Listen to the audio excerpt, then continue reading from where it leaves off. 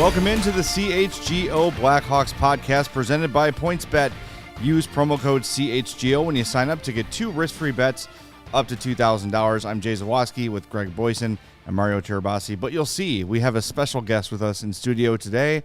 To our very far left, it is new Blackhawks head coach Luke Richardson. Luke, thanks for coming in. We appreciate it. Thanks very much. Have you gotten used to the title yet of hearing that? Has it sunk in yet? It's a little surreal, but especially like the iconic original 6 team from the hockey perspective, it's a very special thing. So I'm really proud to be here. You've been connected with a number of the original 6 teams. Is this the best one so far?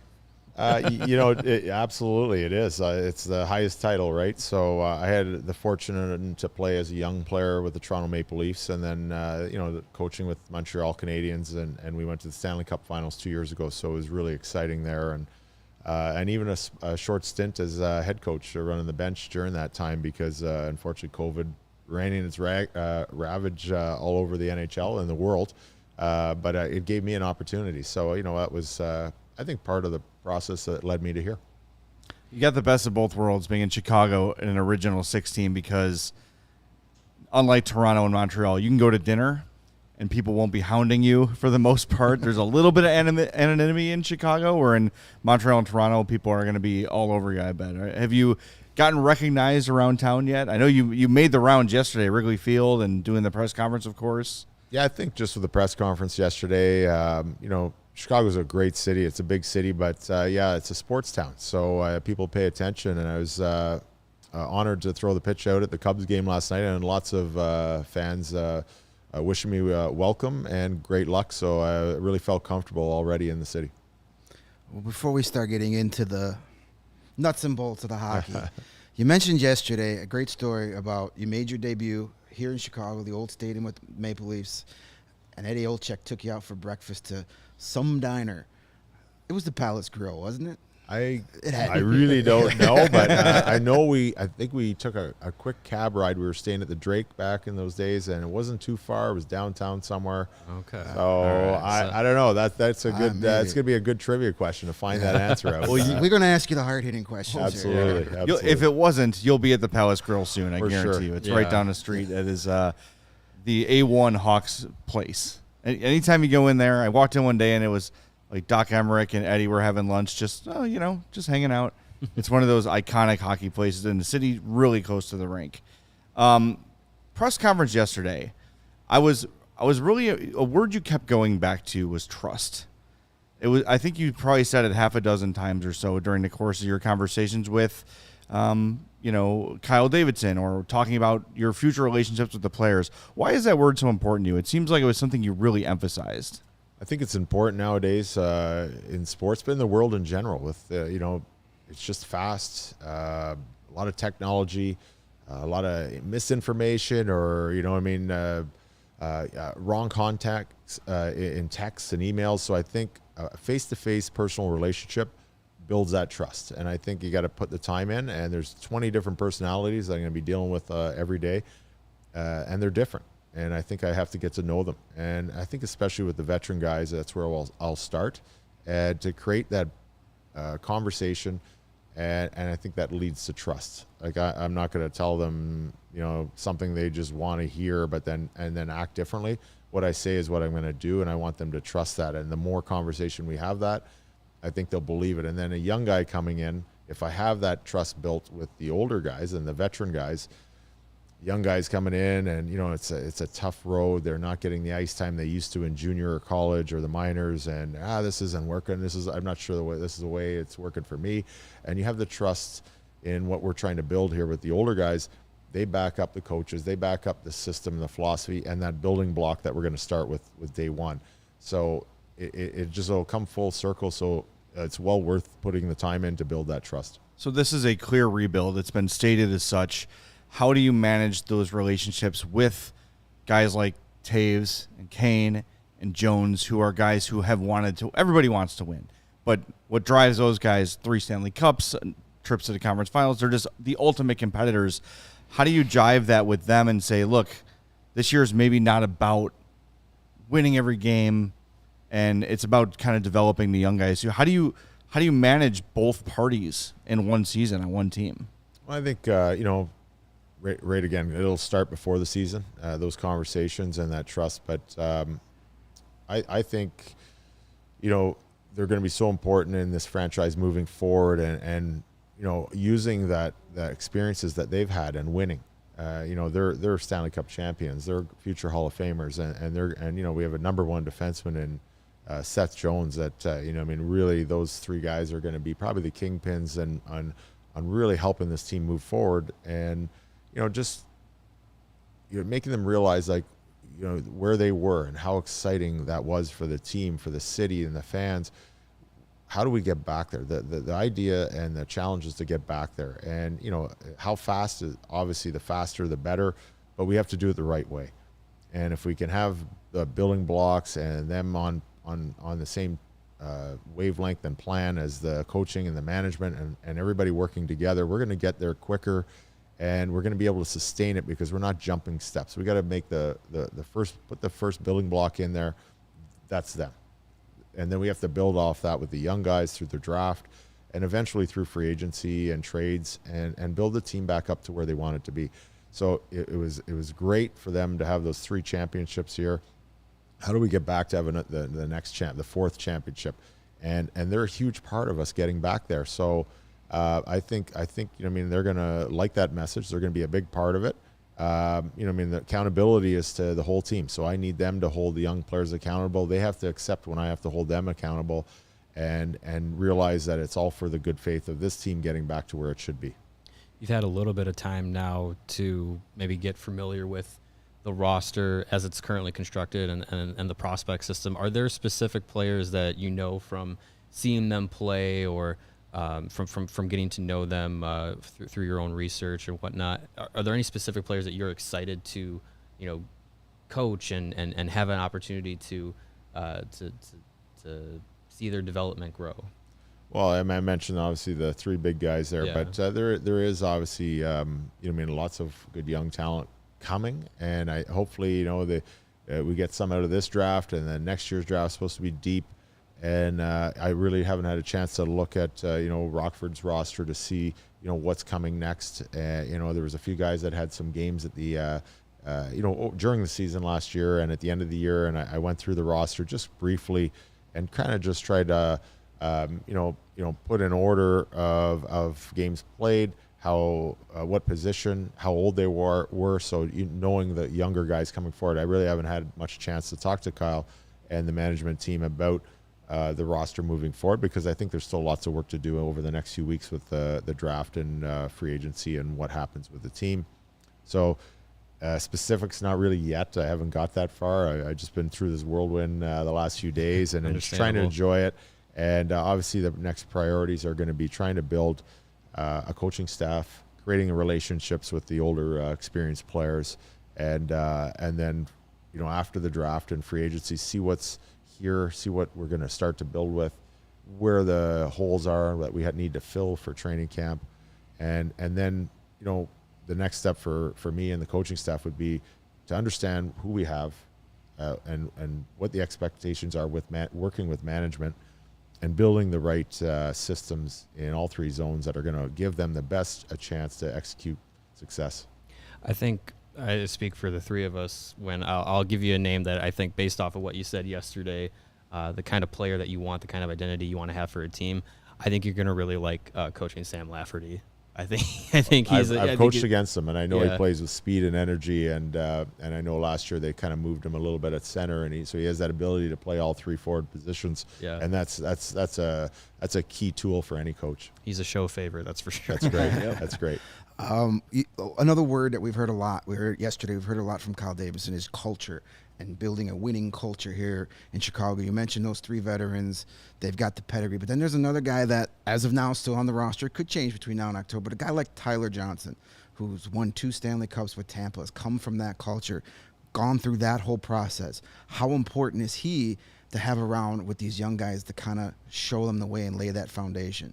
Absolutely. I know him well, too well, because when I started in Binghamton in the American League, he was in Syracuse and gave me headaches on the other team for sure. He plays with the right passion That's why he had so much success in Tampa Bay, and he's got some skill and real ability to see the ice. He's just a good hockey player, and it's hard. It's hard to teach that to the players that don't naturally see it. So he's got that special quality. I know he's had some injuries over the last few years and moved teams, which is it takes time to settle in.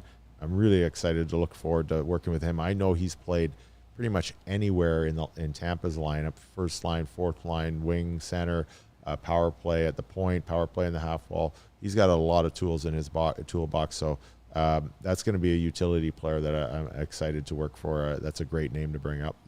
I think that's kind of the balance of a rebuild is, you want to give these young players opportunities, but you can't just call up Rockford, right, and have them play in Chicago because they're just losing 5-1, 4-2, 6-0 every night is not beneficial to development.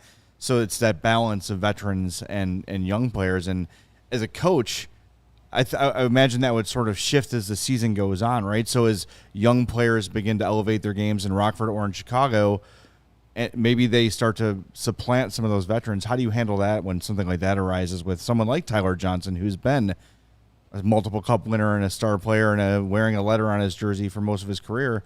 How do you demote somebody like that? Maybe not him specifically, but how do you manage that shifting of power, I guess, from veterans to youth? Yeah, I think there's opportunities throughout the season within games to give players extra ice time, whether it's injury, penalties, someone not going that night and they need to maybe take a seat for a while. So there's opportunities to give that. And I like to start with the veterans, the guys that have earned that chance to get that extra ice time. It's an ozone face-off, and there's one guy maybe not going that night. Well, maybe you throw a Patrick Kane or a Tyler Johnson out there for that situation and give them a little extra incentive and respect that they deserve.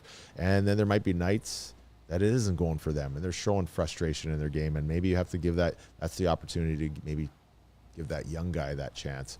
And but I always like to start with the veterans, and then you can't just put 3 young guys out there, especially on the road, and expect them to compete against. Just a good example is Nate McKinnon and Lageskog and like a line like that. You want to give them every chance to succeed and build them up. You can't just throw them into the top of the pile and expect them to succeed. There's going to be the odd player that comes around that is able to do that, and he's special. But right now, I think on the most part, you have to really manage players' ice time well.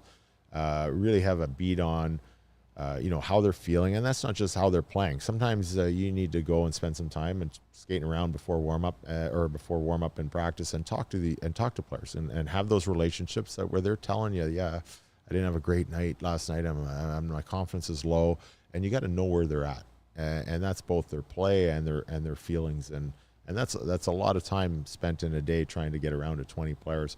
But you have to allocate that around to your assistant coaches as well. Like I know the D coach is going to be vital on this team. We're going to have probably start building with young D and moving up, and that's going to be a crucial point. So I think that's how you manage ice time, and I think you start with the veterans, and it's they've earned it, but then they have to keep earning it to keep it, and they have young guys pushing. So I want them to show the young guys how to do it too. Show them by example, and show when they execute when they get that extra opportunity, or show maybe they're a little bit of not frustration, but a little bit of take charge disappointment. I call it. Like you can show some emotion, but you're like I'm not letting that happen again. Next time I go out there, I'm gonna make that shot, or I'm gonna make that pass, or I'm gonna get that puck out of the D zone at the end of the game, and we're gonna execute and win that crucial moment. You mentioned, the importance of the coaching staff. You don't have to name names, but do you have some people in mind that you want to build your staff around? Yeah, we just started putting names down on a list with the management, and I think at the draft, a lot of times every coach in the world usually goes to the draft, and there's a coach association where they have meetings and presentations that there's always people there, or people have an opportunity to come and fly in. And I think we need to have some interviews to make sure everybody's on the same page. And it was very clear to me in my interview process that we got to work together. There's going to be, some growing days ahead, and that means there's got to be some patience. But there's also creating a new culture. There's going to be you got to know when to push and how to develop. And develop, it doesn't mean we're always going to sit back. Well, that's okay. Next time, you got to try and do this. Sometimes it's not acceptable, and you have to be a little harder and a little firmer. And sometimes that means taking a step back and sitting out, or going back and working on your craft in Rockford or in practice. And we got to have the right staff for that. So we just start putting together both a D list, a forward list. Jimmy Waite's coming back, great goaltending coach, and I played on the World Junior team with him way back when. We were the same age, so there's a little connection there. And Matt Meacham, our video coach, is coming back, and I have a little connection there as I worked with Matt my first year in the American League before he transferred to the Chicago Blackhawks and came and won a few Stanley Cups here. So I have a little familiarity with those guys, but I think we really have to be on the same page with the guys coming in. Next week's a big week, NHL draft. First for Kyle Davidson. I think we're going to get a idea of what he's kind of looking for to build this team. Kind of two-part question. How much input are you going to have on draft day? And if you could build a prototypical Luke Richardson hockey player, what is that? What attributes is that? I know size, speed, wicked shot. We know that, but beyond that, what are the qualities you look for a player that you want to play for you? I think, like size is great. Big rangy defensemen are great. All the teams that do well in the playoffs, they have them. And if you got another guy that's a special player that can do something on the power play and all that, that's great. I think the hockey sense and that little extra intangible that you see in the finals on both those teams, that grit factor, that they can kick it into another gear when the real game's on the line. And obviously, you've seen that in 3 cup winning teams here in Chicago for years. You got guys like that, and there's Andrew Shaw's around there that maybe they play third, fourth line, but they can bump up and play in the second line and play in front of the net in the power play, and there's no stopping them. So there's that intangible. How do you find it? That's tough for a hockey scout to find, but they watch them play where they are. So if they can do it in the lower levels, you got to look for that player that you think has maybe the physical ability to bring that intangible to the next level. I don't really know any of the players in the draft. We're so busy all year, especially the last few years. The schedule's been so condensed, and I usually get a little bit of a beat on the top end players because you watch the World Juniors, but this year got canceled. So I really don't know anybody this year or anything. So I really don't have any input on the players' names in the draft this year, but I definitely know if you can add definitely some size, but you got to be able to play if you have size and skate in the game now. But just that, it's hard to identify how. So it's really hard to find it. Is that hockey sense and that intangible that a Corey Perry has. He's squeezing every drop of juice out of that lemon that he can to get things done. Sometimes you wonder how he can get it done. He doesn't skate well, and he's getting older, but he just does whatever he has to do to get it done. So if I could put like 2 prototypes. I was lucky enough to coach them 2 years ago. It was Corey Perry at one end, just a leader, and finds a way to get things done and brings people into the fight with him. And then on the back end, a Shea Weber, definitely a big guy, strong guy, and shoot the puck 110 miles an hour. But his leadership qualities are next to nobody I've ever played with or coached. And if you could find someone with that leadership, extra intangible will, that's gonna bring everybody along with them. And you get the skilled, fancy guys. They're gonna follow that guy because they know they're a winner.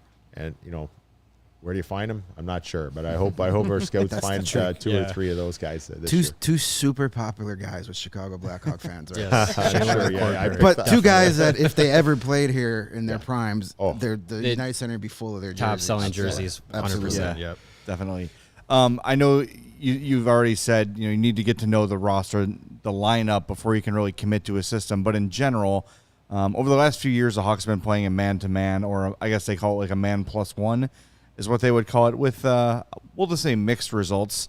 And there's also the zone style. In general, is there one of those you prefer, and what are the advantages and disadvantages of both? Yeah, I got to still wait and see what we got. But, I don't think you can really go to a man-on-man in this league, especially if you're on going to be a younger team or a rebuild team, and we're just getting guys in there and getting them acclimated.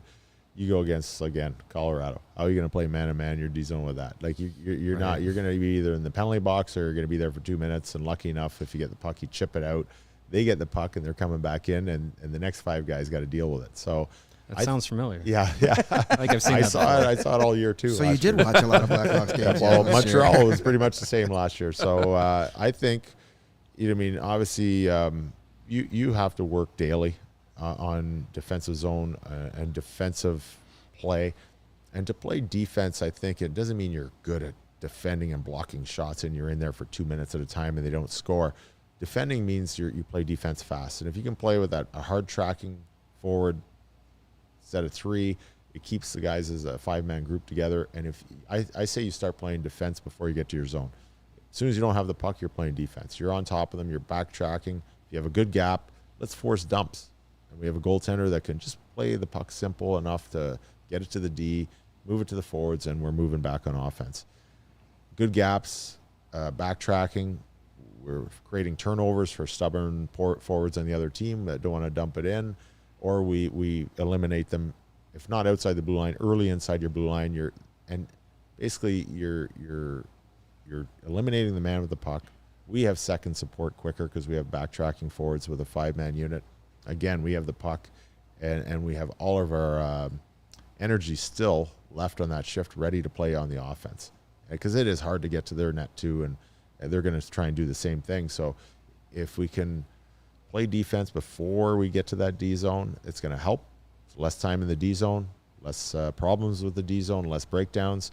But we're going to work on that continually. And we have to have a default system. There's going to be times we get tired. Someone gets hurt, someone falls down, and we're in our D zone, and we got offensive teams like Colorado, Toronto, Edmonton, and they like to wheel around all over, defense down by the net, forwards up by the.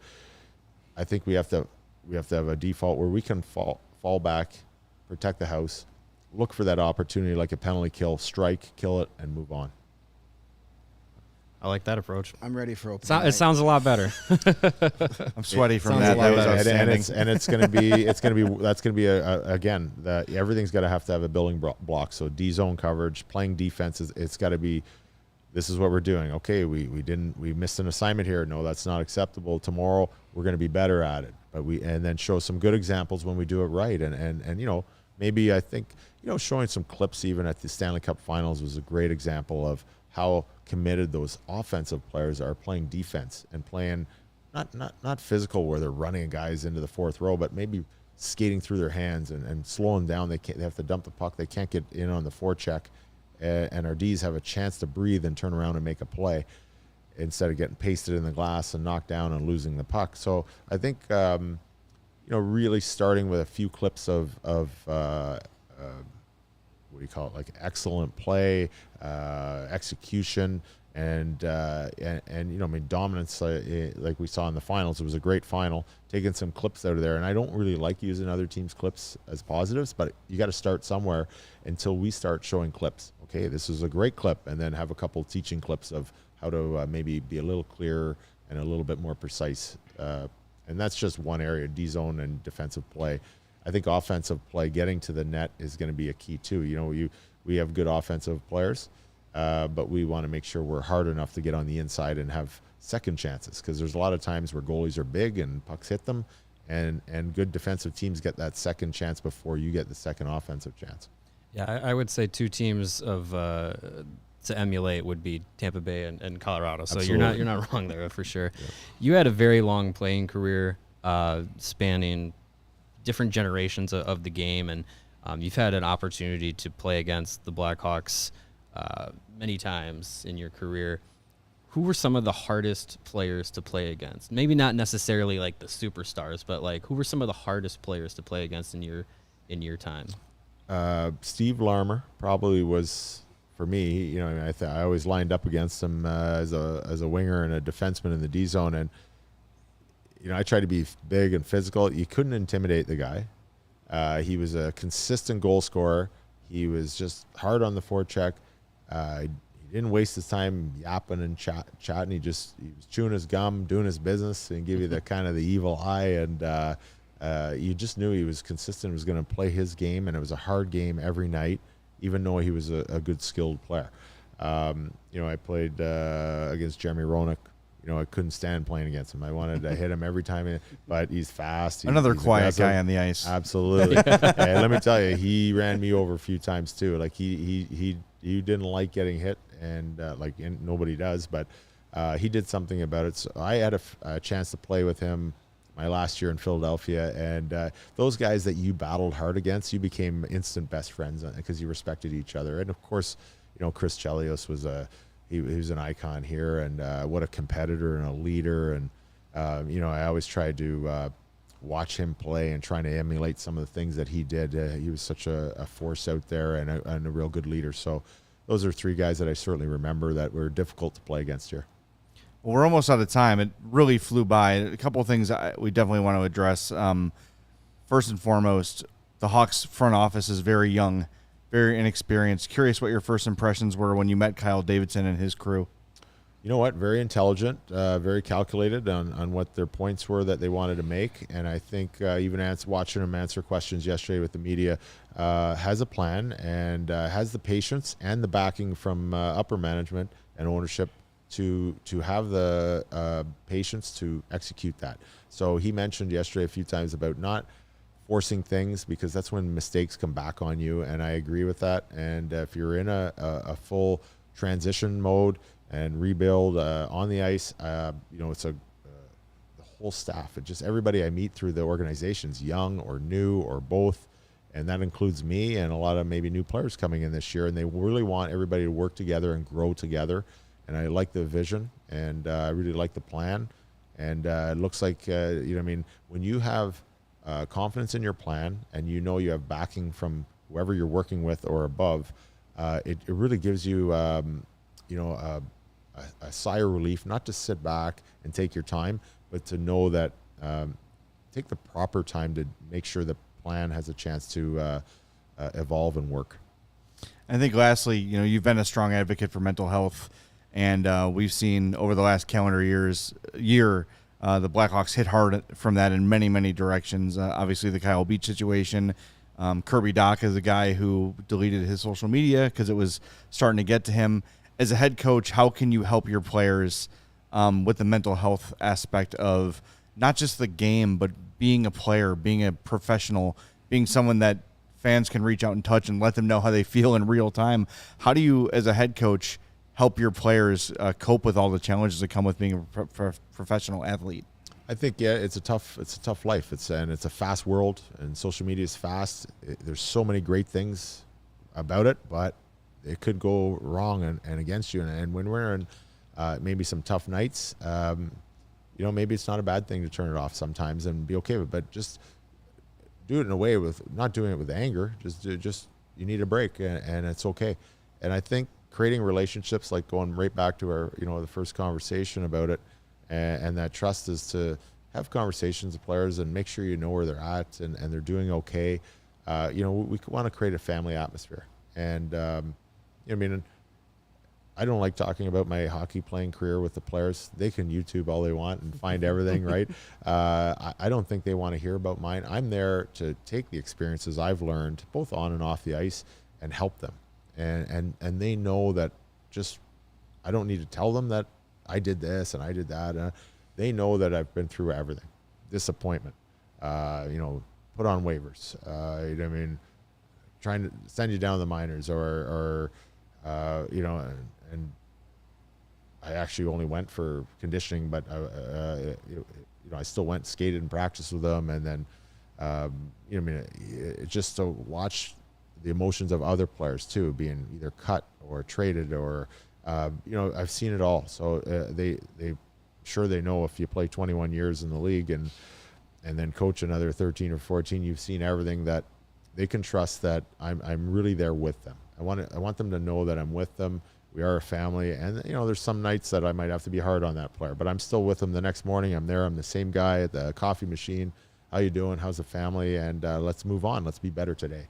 And I think that'll lead to a better environment. And if we can create our own better environment inside, we don't really have to worry too much about the outside environment. If something happens outside that environment, we're there to help you and protect you and back you on the inside. And I just want them to know that from day one. That'll be a clear message for sure. And, the team itself they have a whole department in both, sports psych and mental health awareness and wellness within the organization. They hired 3 guys, there's a full-time guy in Rockford and our team, and there's one overseeing going between both. And I think that's really key. That's probably number 1 in the league, if not. And I think going to lead the way to, coaches knowing that there's another resource for those players. Guys struggling, and those guys will be in our video meetings and stuff, so they'll know, this guy he had a couple clips, and that's stressful. You're in a room with all your peers, and you're the star of the video today, not in a good way. That's stressful, and that's hard to overcome. So they have a place to, maybe if they don't feel comfortable talking to the coach, they have somewhere to go and feel supported, and that doesn't come back to any reports to us. That's totally confidential, like it would be a normal situation. And I think that's going to be a leader in that industry, and I'm proud to be a part of it. All right, last thing for you. Since the hire was made, we've been doing a lot of research on you, and we discovered DIFD, Do It for Darren, your charity. Want to give you the opportunity to let our audience know all about it, how they can help, how they can get involved, and just so you've got our help on those ends when you get things established in Chicago. We're happy to help with fundraising, anything like that. So whatever you want to let people know, the floor is yours. I appreciate it, and I love the purple. Is supporting the purple today. That was on purpose. I have the most purple in a male wardrobe in the world, I think. And, very proud of it. We lost my youngest daughter, Darren, to suicide in 2010, so it's going to be 12 years in November. And obviously devastating for our family, and I wouldn't be sitting here, and our family wouldn't be doing okay if it wasn't the support of our close friends and family, but the hockey community in general. People like Eddie Olczyk and his wife Diana is reaching out and supporting us, and our house was full for days, making sure we could take that next step and get through it. And Darren's sister, our oldest daughter Morgan, and they both played hockey, and their hockey peers and teammates and Darren's school classmates and friends, they weren't accepting it and taking it, sitting down. It was a surprise to all of us, obviously, and a shock. So they created a movement, and it's a youth mental health movement. It started in Ottawa, and the Ottawa Senators started to back us right away as I was working there, and it was called Do It for Darren, and it was DIFD in abbreviation, and it was all with the purple background. That was Darren's favorite color, and we're very proud that it's I think it's up into, I want to say $3-4 million raised in the mental health area in Ottawa alone, and that's great, and it facilitates a lot of funding for mental health areas in hospitals. But more importantly, it gets the message out, and that's what we're proud of. And it's not a comfortable conversation talking about mental health and suicide, but for children and young people, it's even harder. So just creating that conversation and awareness with families, just even at the breakfast table, how are you doing? And not always given, and if they do open up, maybe not always having the answer as a parent or a sibling or something, or a guidance counselor, just listening. I'm here for you, because they don't really want to hear sometimes the answer. They just want someone to know that they're there, they understand, and they're listening, and they're supportive. And that's the key point that we try and spread around. And we took that message to Binghamton, to the New York Islanders, the Montreal Canadiens, and Ottawa Senators obviously started, and they still have a DIFD game every year. We're very proud of that because it stays there. We were back to Binghamton a few years ago, and we were having lunch with friends, and a city bus went by, fully screened purple DIFD, purple hearts. So they still keep the message going, and that is the biggest thing that we're proud of, and it keeps Darren's spirit alive in us. Luke, awesome. We appreciate you coming in. It's been awesome. Hope we can do it more often. Absolutely. Right? If you want to just do a weekly segment, we'd be down with that. Jake, our GM, can handle all the financials there, no problem. But we appreciate you coming down, John, and everybody at the Blackhawks. Thanks again for letting this happen. We just got launched in March, so having the Blackhawks on board with us is great, and hopefully we can all grow parallel to each other, and that would be outstanding. So thanks so much for joining us here on the CHGO Blackhawks podcast. There we go. Nice. want to hear that a lot. Yeah, let's get hear a used to lot of hearing that this one. year. Want to remind everybody, too, the best way to support CHGO is to download the PointsBet app and use the code CHGO when you sign up. Do that right now and you'll get 2 risk-free bets up to $2,000, but that's not all. Make a $50 or more first-time deposit and you'll receive a free CHGO membership. That unlocks all of our great web content, and you'll even get a free shirt of your choice from the CHGO locker. That's 2 G's in free bets, a free CHGO membership, and a free t-shirt from the CHGO locker, all for making a $50 or more first-time deposit at PointsBet. Look, there's lots of places where you can place wagers on games. PointsBet is the best because of the in-play betting. If you're watching a game and you see an edge, jump on it during the game. Play along as it goes. You think your team's ready for a comeback? Or if maybe you're a Cub fan, primed to blow a lead? Play some wager live during the game. Follow along. You can do that with PointsBet. They do it better than anywhere else. So download that PointsBet app right now and use the promo code CHGO. It's time to elevate your betting game. Once the game starts, don't just bet. Live your bet life with PointsBet. If you or someone you know has a gambling problem and wants help, call 1-800-GAMBLER for crisis counseling and referral services. Well, it definitely seems like Kyle Davidson has got a competitive edge for the Blackhawks with new head coach Luke Richardson. And if you want to get a competitive edge every single morning, you got to start brewing up yourself a fresh batch of Strava craft coffee every morning. It's a game changer and has helped thousands of people to improve their overall wellness and quality of life. Strava delivers delicious, fresh roasted specialty coffee infused with organic broad-spectrum CBD.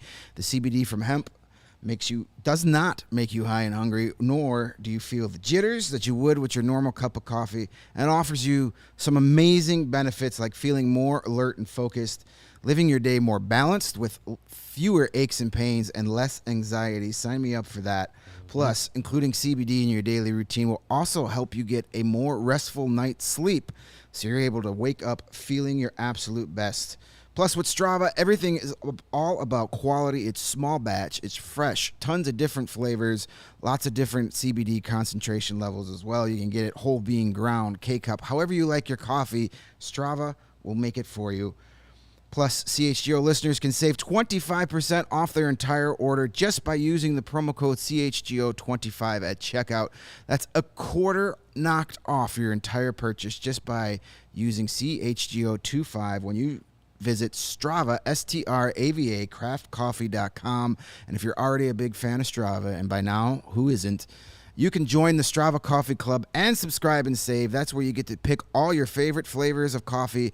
Tell Strava where you want them sent, when you want them to get there, and they make it happen. So go visit our friends over at Strava Craft Coffee. That was a fantastic read, Greg, because you have now converted my mom. She just texted and said, I want to try the Strava Craft Coffee. Well, there you go. Then I deserve a raise. Shout out, Mom. Way to go, One Mrs. of our T. viewers. Thanks for watching, Mom. I failed to give the website for DIFD, DIFD.com, if you want to get more information on Luke Richardson and his family's charity in memory of his daughter, Darren. As the father of a 12-year-old girl, it really hits home because you're starting to see the mental health aspect of being a tween is very difficult for her and a lot of her friends, and it's something I very much have my eye on, and I'm sure I'll be using their website a lot for resources and things when things get, but it's a great cause, and you can see how passionate Luke is about it. And boy, I mean, that was I'll say this, that was a story I did not know about him until he spoke about it at the press conference yesterday and again today. Yeah, it's we're fully on board with that organization, helping that out. Being an advocate for that organization for sure. Mental health is super important. As somebody who struggles a lot with it and has been through a lot of things that could take you in the dark places, it's always nice to know that you have someone to talk to, especially when you're at an age where you're confused about a million things to begin with. Yes. To have an organization that tells you, hey, it's okay to feel these things and we're going to get through it together is wonderful. So we're going to find some fun ways to help that out. Maybe we'll think of something with our fine jar and turn it into a fun donating efforts. We'll come up with something, but we look forward to helping that out. And Neil B in the chat says he just made a donation to DIFD. Thank you, Neil. Awesome. Feel free to do that, DIFD.com. So I want to rewind about 2 weeks ago when we had Laura Saba on the show, and she said players would run through a wall for Luke Richardson. So will podcasters. Find me a wall. Yeah, the walls in here are in danger right now. Yeah. Even though they're made of brick. I want opening night to be tonight. What I loved about it was the candor. There's zero cliche in what he says. And yes, of course, like some things like, oh, you got to play hard, obviously. But like from the way he detailed man-to-man versus zone and the way he detailed defending, he's got a freaking plan, and it's clear, and it's not just gobbledygook. He knows day one, when prospects camp starts the Monday after the draft, and yes, that's happening, and we will be there. It's very coming up quick. He's going to be hands-on with these guys and telling them, hey, this is specifically what you need to do, and I just love that he realizes that there's no cookie-cutter coaching method. It is you develop your system based on the players. You coach each player differently according to their needs and what they respond to. I don't know why it is so refreshing. He seems like a very modern-day coach. Yeah, I've never heard Which is, a hockey coach for sure talk that way. The only thing I can think close in sports is Joe Madden a little bit, but even Joe would kind of like cliche it into something. Oh, we talk about respect 90 or try not to suck to keep the guys loose. But Luke had specifics, and I love that, and I hope that candor doesn't go away as the season begins, because of course things get a little more tight. You don't want to share state secrets or anything, but I was just so refreshed by not just today, but the way he was yesterday in the presser too, just laying things out. And clearly, I mean, if I've got a list of candidates and that guy comes in and talks to me, I mean, it seems like a very obvious hire to make. Very impressive. From what he said yesterday, from meeting him today and speaking with him just now, and all the things that we've heard about him out of Montreal and other outlets around the league. If I was a young player coming up through the Blackhawks system and knew that he was going to be the head coach and he was going to that mentality, that approach was coming to the coaching staff, I would be excited, because I think that is the demeanor and style that I think is going to reach this generation of player that a different hire probably may not have that approach. And especially when we were talking about potential coaching hires, a lot of them were guys that had put in a lot of time as NHL head coaches, and probably for the most part were stuck in their ways. And a guy like John Tortorella or Barry Trotz or Paul Maurice, like these guys that were out there, like they evolve a little bit, but it seems like Luke Richardson is coming in with an already evolved way of speaking the game and connecting to players. And I think the communication and the trust aspect and those things that he puts emphasis on, I think that's going to resonate, especially for a team that is going to be growing in the next few seasons. For a guy that played in the 80s and 90s, to be this in tune with today's modern player is mind-blowing. He even said incredible. They don't want to hear me talk about playing in the 80s and 90s. Well, it's irrelevant. That's very true. It's a different game. But a totally different game, totally different coaching style back in 1987 when he made his debut. Right. But for a guy that can be, for those of you that never, maybe too young to have watched Luke Richardson play, dude was a beast on the ice. And there's a lot of people who could have seen him play, but I know what you mean. Yeah. But for like our fans that jumped on for the Stanley Cup younger fans, run, they missed out on the prime of his career. He was a monster on the ice, and sent Dino Ciccarelli to jail for a day. Well, Dino sent himself to jail for a day for hitting him over the head with a stick multiple times. Call me Dr. Hook for nothing. So, but to have him now come here, it's a true story, by the way. Look that up. Yes, it was his rookie year too. Yep. I mean, when you get Dino in jail in your first handful of games, you've become my hero. You can forgive the Corey Perry praise when he was responsible for Dino going to jail. Yes, because that's where that man belongs for long periods of time. The next time he's in this chair with us, we'll ask him about that. Yeah, I really want to ask him the Probert thing too, and I think that might be an off the record. Had we had more time before the show. Yes, it wasn't going to be my first elevator question. We had some fun. We had some fun graphic stuff that we may still get to. Yeah, we'll get to it. And Lawrence, thank you so much for putting it together. We should show it. Let's just do it. We just ran out of. I mean, honestly, it was 36, and John was shooting me the laser beams. I'm like, we wanted to share the legend of the mustache, the myth of the mustache here in Chicago. That hey, you got to grow a mustache if you want to win. Nick, while we're talking mustaches, do you want to sit down and join us on the panel too? Yeah, I mean, we've got the best mustache in the city right here. Nick Moreno of our wonderful CHGO. Look at this. Look at that Oh thing. my goodness! Like The show just got better. yeah, like New as of last Sunday. So this is not There you go. the usual look, but now it might be a staple. That can't go anywhere. I think it's Right? it's I mean, becoming something you that could automatically be the guy from Super Troopers for Halloween. Yes. Yep. there you go. There's a lot of possibilities, but we told Luke, and we're making Lawrence run all over the place right now. But the concept was that, look, if you want to win a championship in Chicago, you need a stash. You have to have a mustache. So Lawrence, our producer genius, came up with producer several. extraordinaire. So I guess you call them mockups for Yes. Luke, right? Would that Options. be Options. yes, options for Yeah, Luke? And if you're options, listening on the yeah. podcast, You we know, encourage you go back, check out the When YouTube. you go to a car dealership, they show you different models. Yeah, you don't just and buy the different- first one. Right, you got to see different colors, different bells and whistles. So we've got the Ditka. the Ditka. Very Okay. classic. Ditka. It you know, smells like Jardiniere, my friend. this is where I want more than the Ditka because I want to win more than one championship and then try and relive it for 40 years. See, there's That's the true. Yeah, we You need go, we well, need you something go better. with you go with Phil, the Phil Jackson. the Phil. That was pretty good. That brought 6 titles to the city. I'll so take that's that. pretty good. it's pretty good. The sweetness. I like that one. The goat. That one looks like it was a little. Was that hand drawn? No. Okay. That's how my mustache would look if the Farina. Now, see, that's good. See, the Farina is terrific. The Farina could also be the Q. That's Yeah. that's like the same style right there. Well, Yeah. there you Hey, go. I'm talking about the letter in the alphabet. The The Lanny. Now There that's- you go. That's. but He see, he looks like the Luke Richardson with the Lanny looks like an 1880s cop or It's murderer. Wyatt Earp. One of the two. Yes. Wyatt Earp. Yep. Yeah. Yeah. Tombs. Yes. The McLean. Oh, no, there that's you go. a beauty. There you That's go. a good one. He's pretty well coiffed though. I don't think he would go with the recklessness as a McLean. No, it's not gonna cover his mouth. Yeah, yeah. All right, what else The we Magnum got? P. There you go. Oh, There see you that? go. See, I think we have a. It's getting hot in here. Whew. Now that is- I think we have a that winner is here. Such a good Photoshop Yeah. that it almost looks It real. almost Yeah. that almost That's the winner right there.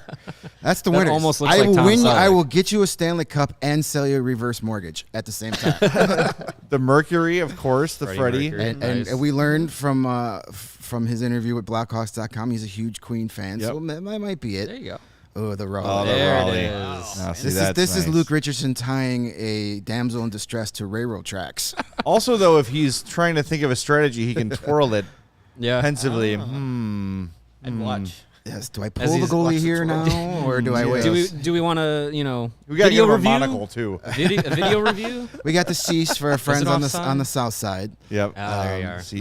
Yeah, the Cease needs a little work there. Yeah, I'm going with the Magnum PI. I think Yeah, that I looked think the very- Magnum PI is that's the the winner. winner right there. That's it. It right just there. looks It looks natural. natural. He almost looks like Tom Selleck. Yeah, just get him a Hawaiian shirt and a sports car. And a lot of chest hair. Just all the chest hair you could possibly get.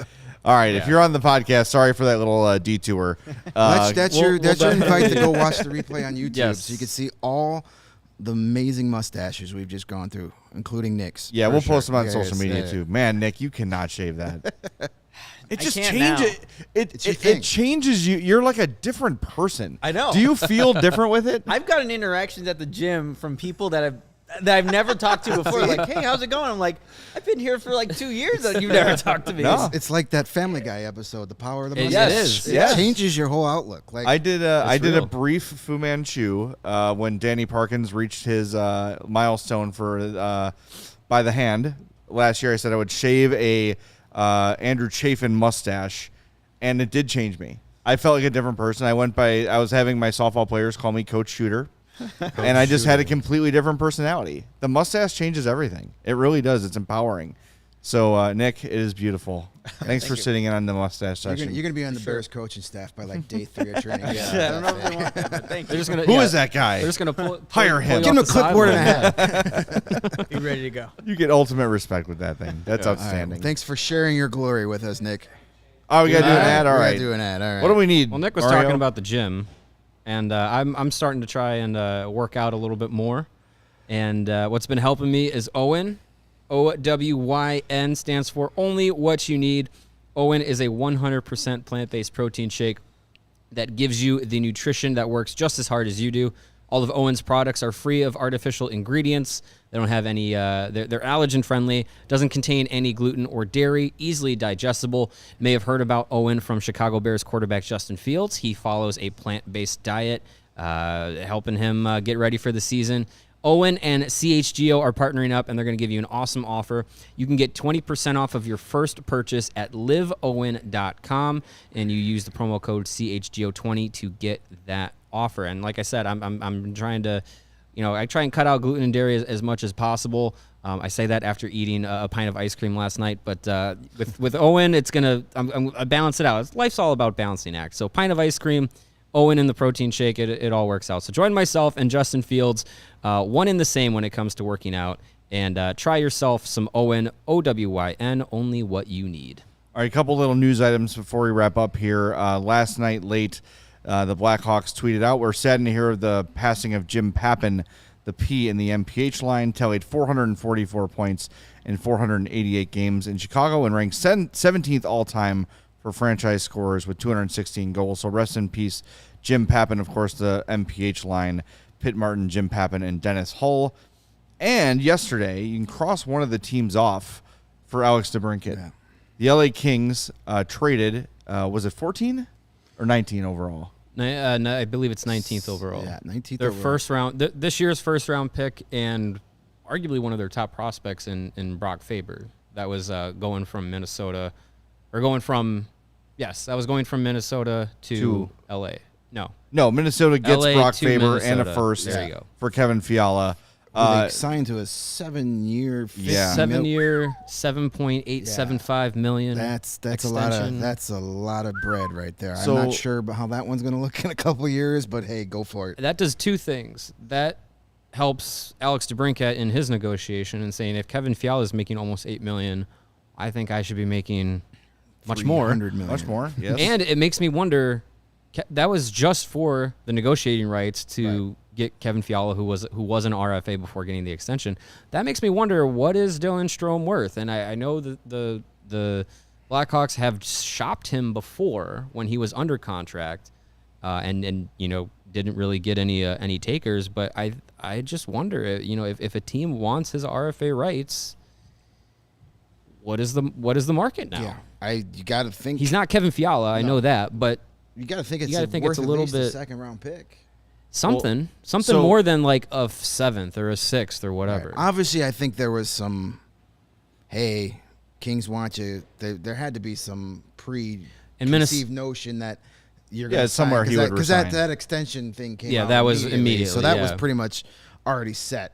And Minnesota But- was in a position where they're screwed with the cap, yeah. so they had to get They're rid of going to him. be paying off Parisi and Suter for the next 5 or 6 years. So, Yeah. they're in trouble. That's why they went out and got Marc-Andre Fleury, because I think Bill Guerin realized we got to do something this year. If we're going to try and get a cup, it would have to be this it's year. going to get a little Didn't happen. crazy. It didn't happen. Here's another thing about Kevin Fiala, who last year had 85 points in 82 games, 33 goals, 52 assists.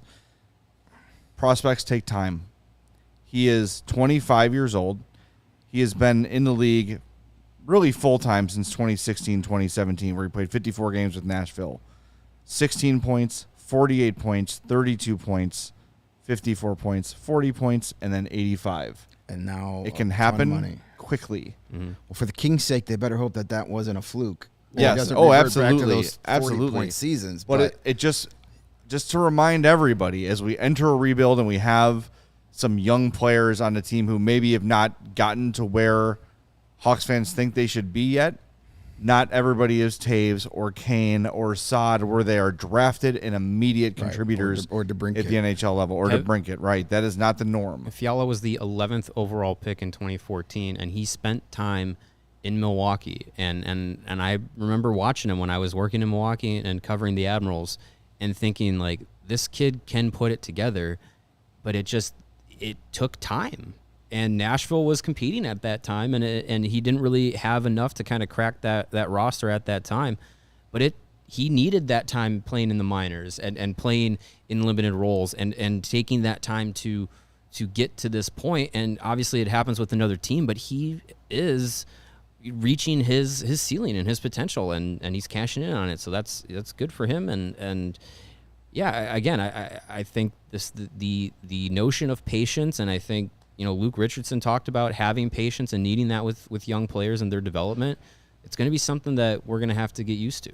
I wouldn't usually trust a YouTube commenter with information, but Tom Quinn is here every show, and we will follow up on this information and fill it in tomorrow. But I trust Tom based on how often he's here and how he's a normal person in the chat, unlike some people.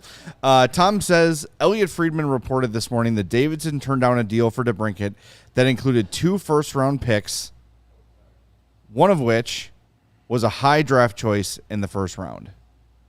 So I checked Elliot's Twitter. It's not there. It might be in the 32 Thoughts. It could be on Chud. We just have to find where he said it. It's on one of his 18 daily radio bumps in Canada. But if we'll true, track it down. 32 and Thoughts I don't doubt written Tom, comes out on Wednesdays, right? They've been doing a couple weeks because of the playoffs and draft and stuff too. That's true. So we will find that. Tom, if you have any info where he's NHL Network Radio. NHL Network Radio. Beautiful. Network Radio. If that's we'll the unearth case, that gives me a lot of faith in Kyle Davidson. If one of them was a high choice this year and a second first-round pick, that's not enough for DeBrincat. Absolutely not. Sorry. Thanks for making the call. Now add 2 prospects that matter. Prospects. Two prospects that matter, and we can resume conversations. And as we've said before, if it doesn't come together, they don't want to force it. Yeah. And if it doesn't come together, the alternative is, hey, Alex DeBrincat, here's your 8-year contract and be a Blackhawk for the rest of your career if you want to. That would be fine too. Here's the 2 scenarios you have with this. You either have Alex DeBrincat as your foundation for the next decade, or you take a year off the rebuild by what you get for him. You remove 1 season off the rebuild, or you have Alex DeBrincat.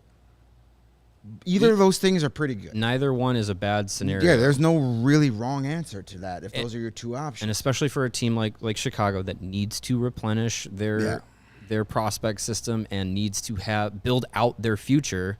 If they're going to make this move, that's what you have to do. And in the process, you want to take a lot from another team so that they don't have a future. You want to, as Elliot said on 630 Ched, you want to ruin a franchise's future with a deal like this. Absolutely. Yep. So we'll see what we'll see. We got another hour podcast coming out tomorrow. Yeah. We will fun one tomorrow, we will have that have that info. I have faith in Kyle Davidson. I don't think he's going to do much that is going to hurt this franchise. I know we're not used to that, but I don't think he's going to do a whole lot that's going to set them backwards at this point. All right, you tease tomorrow's show because we're off on the 4th of July. There will be no Monday show. No Monday show. Tomorrow's show, audio only. We are going to discuss, we're going to draft our all-American-born lines. That's how we're going to do it, right? Starting we're going to draft lineup, a line. All-time American starting lineup. All-time American starting lineup. Cannot wait. That's going to be a lot of fun. Alex DeBrincat might be on one of those teams. You never know. I am going to... Spoiler alert, I'm going to draft Ryan Miller and then trade him to whoever you guys for Patrick Kane. So we can finally make that deal. All right, there we go. Fair enough. All right, do we want to do our play of the week, our points bet play of the week? Yes. Before we get out of here, let's get the points bet play of the week. Obviously, the NHL draft is coming up July 7th and 8th. Be sure to tune in. Yeah, we'll be live during the first round and on Thursday and the second and third rounds on Friday. And while Lawrence has them up on the screen here, I should remind everybody, go to allchgo.com, order some of our new shirts. We've got the CHGO Skyline, the Hey Chicago, what do you say? and the Southside Bias shirts. All of those are awesome. AllCHGO.com to buy those, and of course become a member. Don't forget, look behind your head there, Jay. There's a beautiful Chicago Blackhawks CHGO Blackhawks. Oh yeah, look at that. It's great. There it is. Mario is better at the pointing than I am. I'm always going the wrong way. Yeah. If I want to become a weatherman, I gotta practice somewhere. But I don't think that's in my future. That's a Luke Stuckemeyer job. That is, yeah. But he's already got that locked down. Speaking of futures, on PointsBet, on the app here, I'm looking at it. The first overall draft pick in the NHL draft, the odds currently on Shane Wright are -200, but if you have paid attention to a lot of draft analysts and mock drafts and whatnot recently coming out, the potential for the first overall pick to be Yuri Slafkovsky has really skyrocketed, for better or worse. If you didn't jump on it early, I think a few days ago we mentioned, it was something I got like Cooley plus 900. Cooley plus 900. He's Cooley is gone now up. plus 1,500. Wow. But Yuri Slafkovsky plus I know. I locked in at 150 9 too. to be the top pick. And I think if you're looking for plus money, you got to get on it now before he becomes Minus becomes money, the favorite. Yuri Slafkovsky, Shane Wright. It's an interesting debate that the draft community is having, and I think a lot of people, like we've said, are talking themselves out of Shane Wright. Corey Pronman of The Athletic, he's much more knowledgeable. 47th. Much more knowledgeable than I am, than we are collectively on the depth of the draft class. But he had him going 4th to the Seattle Kraken, and I think my head exploded. I couldn't believe that. Yeah. Well, you know what? If Shane Wright's there at 4, that's when maybe Kyle Davidson gets a little bit excited and says, maybe I make a couple calls real quick to Seattle. Yeah. Seattle, could you imagine, though, in 2-3 years, Seattle with Matty Beniers and Shane Wright? That's a good hockey team right there. It's pretty a good. good two-way hockey team. It's a good one. That's a good one, too. That'll do. All right, well, that was an awesome show. I am still kind of reeling from Luke Richardson. A little bit sweaty, going to be honest. The systems breakdown wow, that was just something I've never heard before. So if you know Hawks fans, friends who might have missed this, let them know. Let them know about the episode. Let them know about the podcast. If you see us tweeting on social media, hit that retweet button. Likes are great too, but the retweet helps spread the word. Make sure you're following CHGO Sports on Facebook, Instagram, TikTok, where Casey does all of her fantastic work on social media. Make sure you're following our podcast at CHGO_Blackhawks on Twitter. Make sure you're subscribed on your favorite podcast app. Don't just go to the app and listen. Hit that subscribe button. Turn on those notifications so you know when an episode drops. Same deal with the YouTube. Subscribe to the CHGO Sports YouTube page and turn on those notifications so every time the channel goes live, you will be alerted. You will know when CHGO Bears, Bulls, White Sox, Cubs, Sky, Red Stars, Fire, And the CHGO Sports Weekly podcast. all that stuff. Bets. Yes. All of it. All of it. There's so much to consume. So much we can't even remember them all. Absolutely right. So thanks for joining us. We'll talk to you tomorrow, audio only, and then enjoy your 4th of July weekend. For Mario and Greg, I'm Jay. This has been the CHGO Blackhawks Podcast.